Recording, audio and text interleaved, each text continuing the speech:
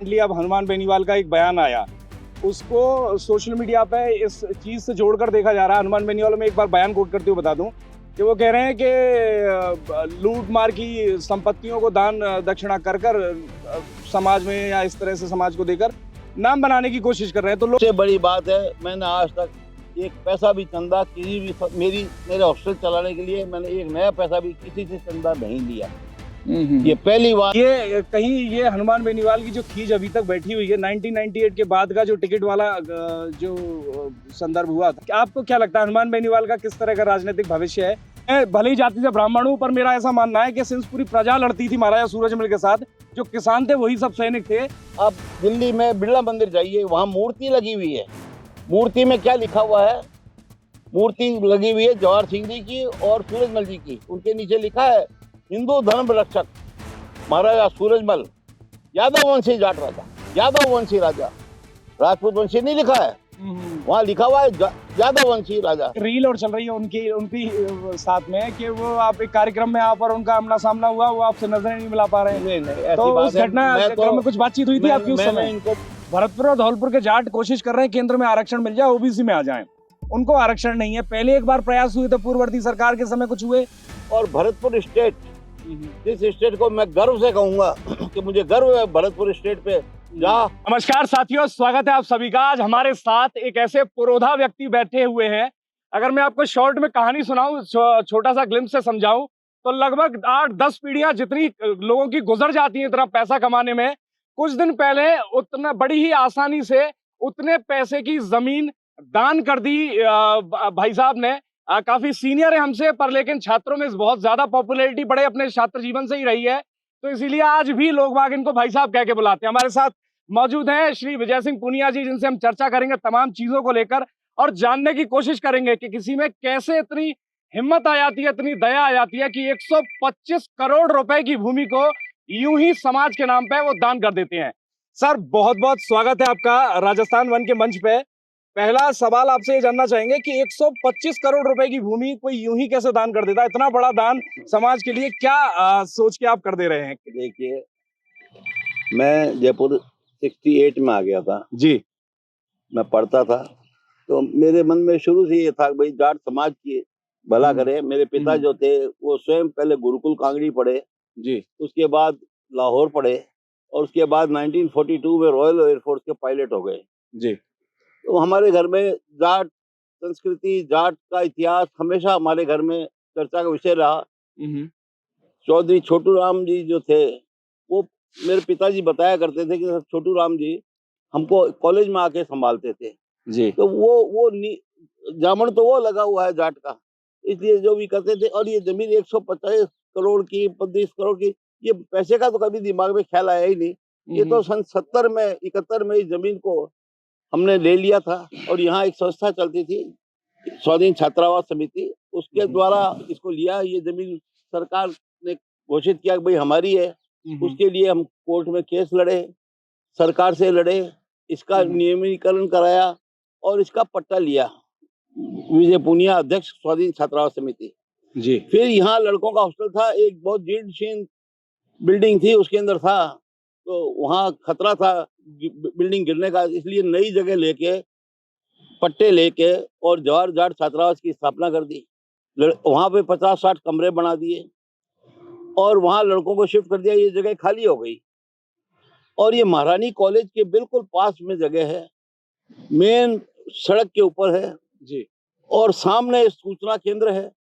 तो लड़कियों के लिए इतनी सुरक्षित और इतनी अच्छी जगह थी नहीं, तो ये विचार आया कि भाई इसको लड़कियों की हॉस्टल बना दे।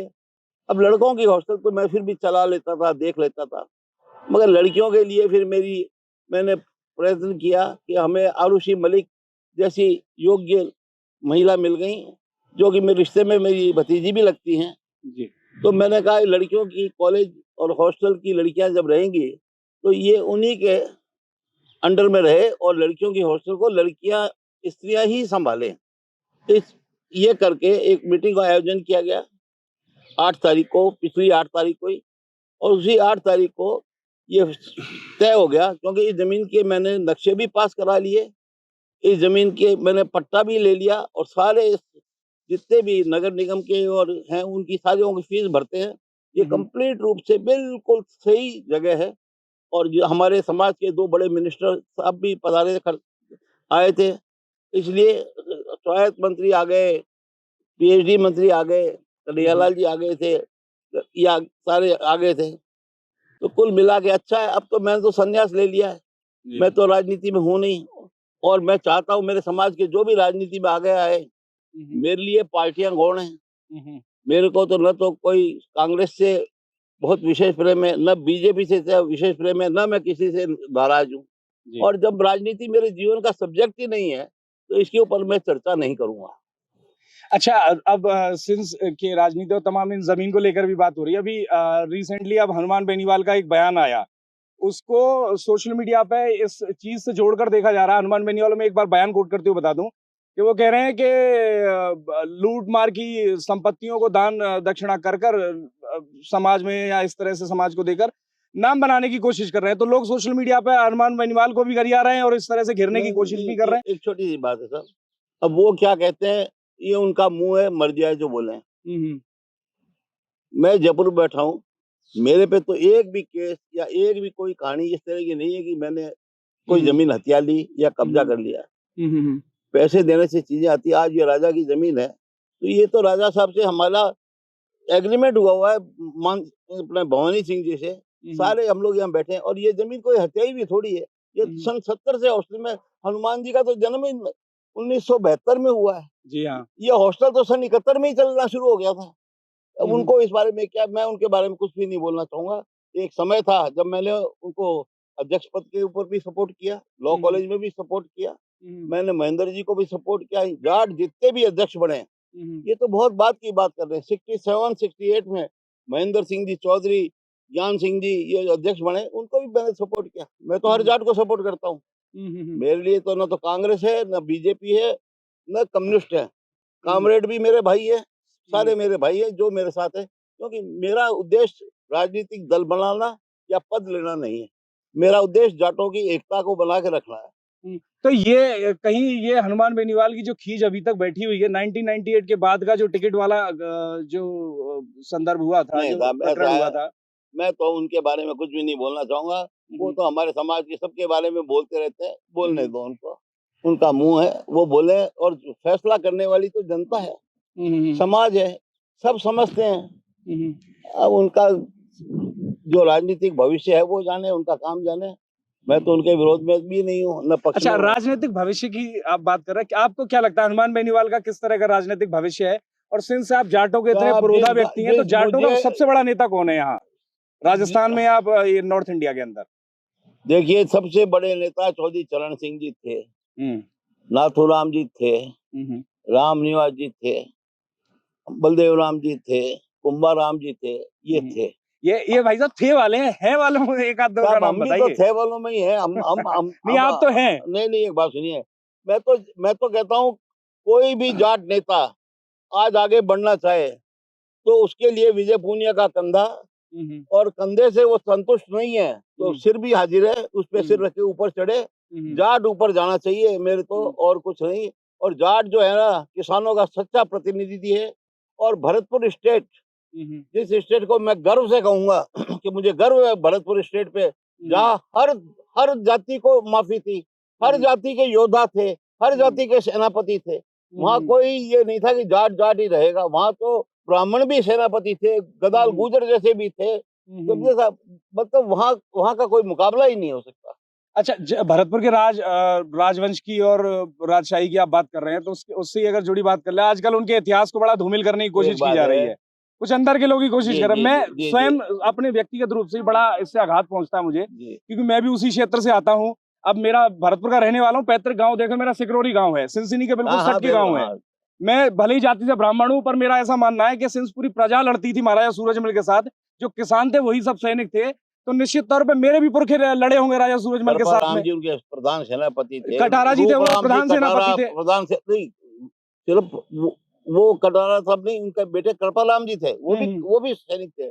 गदाल गुजर भी थे, सारे ही थे। आप आज देखिए, शेड्यूल कास्ट को जाटव कह के भाई बना के, वो खजान जी थे। और आप ये सुनो कि एक ही दिन में मस्जिद भी बन रही है और हम्म। मंदिर भी बन रहा है। इतनी सहिष्णुता जितनी थी भरतपुर में, वो तो कहीं नहीं। हिंदी को राजभाषा सबसे पहले पूरे भरतपुर ने घोषित हिंदुस्तान किया। में जो घोषित किया वो भरतपुर के भरतपुर ने राजा घोषित साहब किया ने जी। किया। जी। तो भरतपुर की तो जितनी तारीफ की जाए कम है। अच्छा, अब इसके इतिहास को जी। और जो असल है उसको धूमिल करने की कोशिश की नहीं, जा रही है। मैं खुद अंदर ही बात कर रहे हैं, मेरा राजपूत मैं कह तो रहे हैं, कुछ जादौन राजपूत कह रहे हैं। असल में आपने तो इतिहास भी पढ़ा है, इतने पुरोधा व्यक्ति हैं, अब तो आपके अकॉर्डिंग कौन है असल में? मैं तो इतना ज्ञानी तो नहीं हूँ, मगर मुझे जी। ये मालूम है सिकंदर आया, हम्म। इतिहास लिखता है उसको मल्ली जाटों ने घायल किया। जी। मल्ली जाटों ने घायल किया, उन बगाव से मर गया। ईसा से 540 वर्ष पूर्व जी। दरायस जो ईरान का राजा था, उसको तोमारिस नाम की जाट रानी ने उसको मारा, उसका सिर काटा। जी। हदीसों में जाटों का जिक्र है। सुनिए साहब, मोहम्मद साहब की बेगम आयशा जब बीमार पड़ी, हदीसों में लिखा है कि जब आयशा जी बीमार पड़ी तो एक जाट हकीम ने उनका इलाज किया। मंसूरा के खजाने की रक्षा जाट करते थे। आप देखिए, जाट ईरान में, ये अपने पाकिस्तान में, अफगानिस्तान में, नहीं साहब, यूगोस्लाविया में, आप हंगरी में, सब जगह।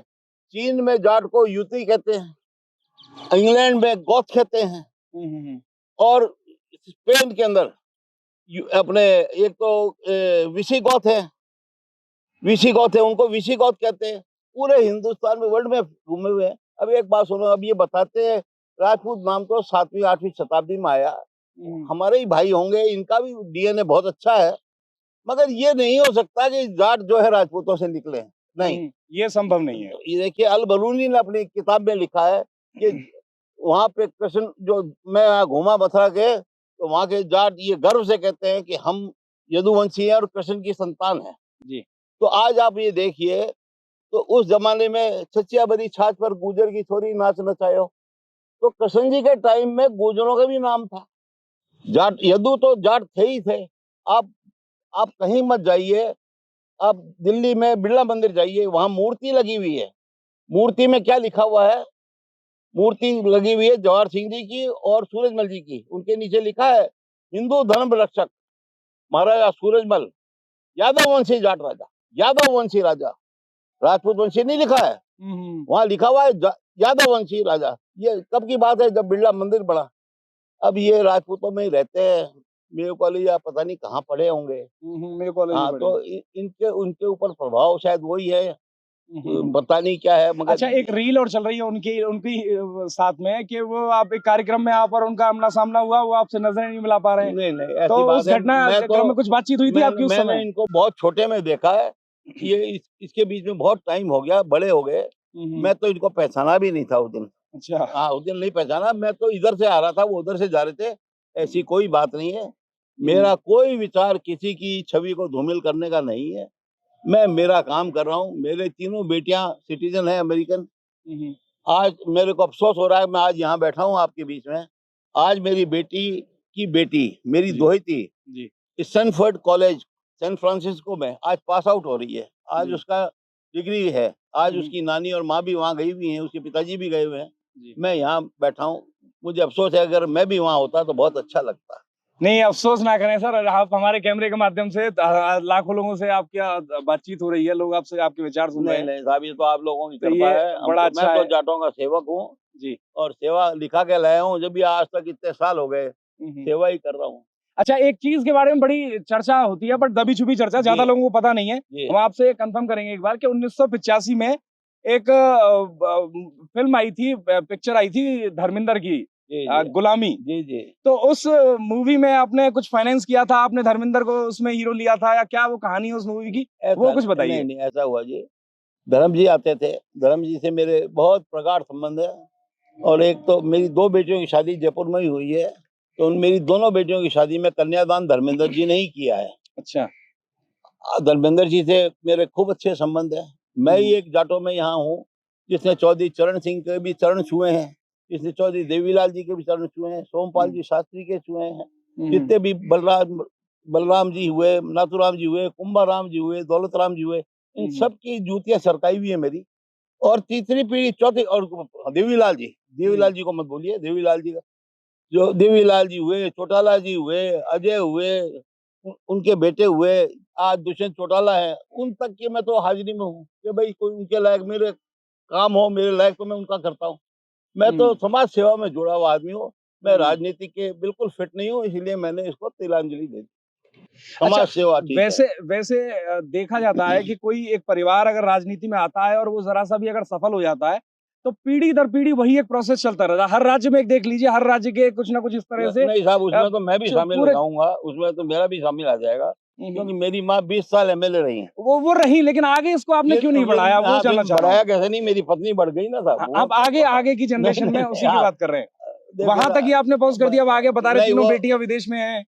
अब तो तीनों बेटियां विदेशों में चली गई साहब, क्या बढ़ाए। हम तो खुश हैं, भगवान ने जितना दिया उससे बहुत तसल्ली है, बहुत अच्छा काम है। जितनी सेवा हो सकती है उतनी कर सकते हैं।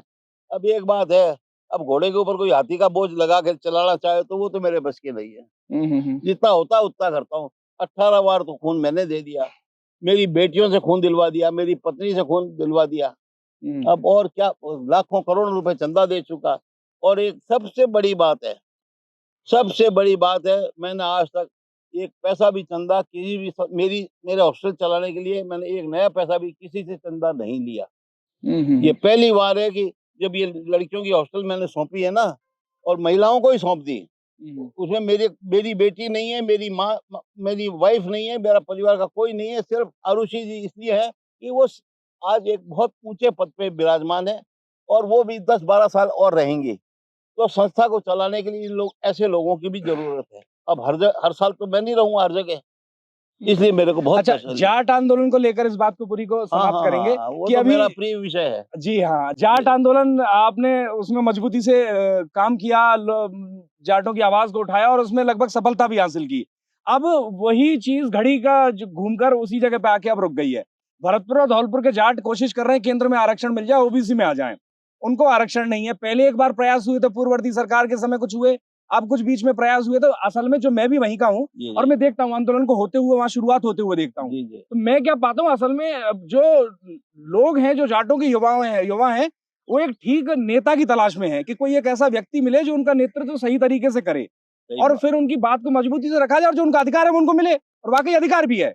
तो उसकी बड़ी कमी दिखाई देती है। महाराजा विश्वेंद्र सिंह मैदान में आते नहीं है या आ नहीं रहे हैं, जो भी राजनीतिक कारण है, जो भी कारण रहे हो, अब आपकी तरफ आई करते हैं, तो क्या उम्मीद कर सकता है जाट समाज भरतपुर धौलपुर का? हम उम्मीद करनी चाहिए, मगर उनको सच्चाई से भी परिचित होना चाहिए। अब मैं 78 ईयर्स का हो गया। एक इंग्लिश में कहावत है, octogenarians can not lead a cavalry attack. मतलब 80 साल का आदमी घोड़े पे चढ़ के युद्ध नहीं कर सकता।